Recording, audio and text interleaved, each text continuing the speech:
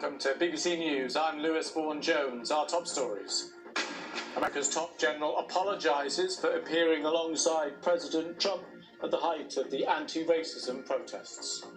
As many of you saw, the result of the photograph of me at Lafayette Square last week, that sparked a national debate about the role of the military in civil society.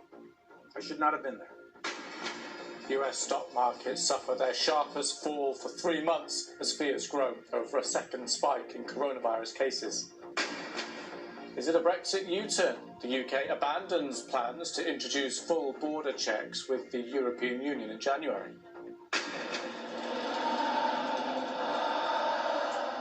And Spanish football is back behind closed doors, but with the sound of cheering crowds providing the atmosphere.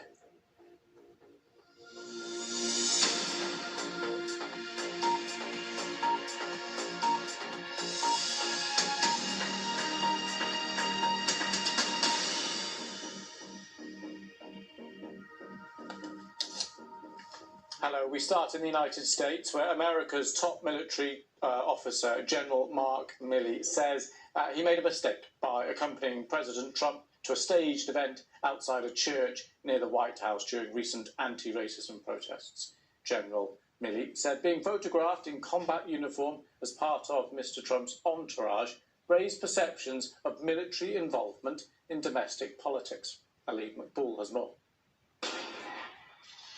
It was arguably the most controversial moment of the demonstrations.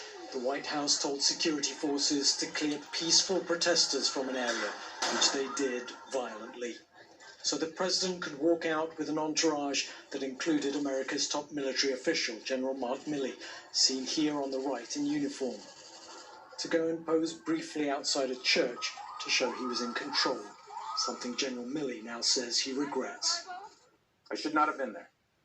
My presence in that moment and in that environment created a perception of the military involved in domestic politics. As a commissioned, uniformed officer, it was a mistake that I've learned from.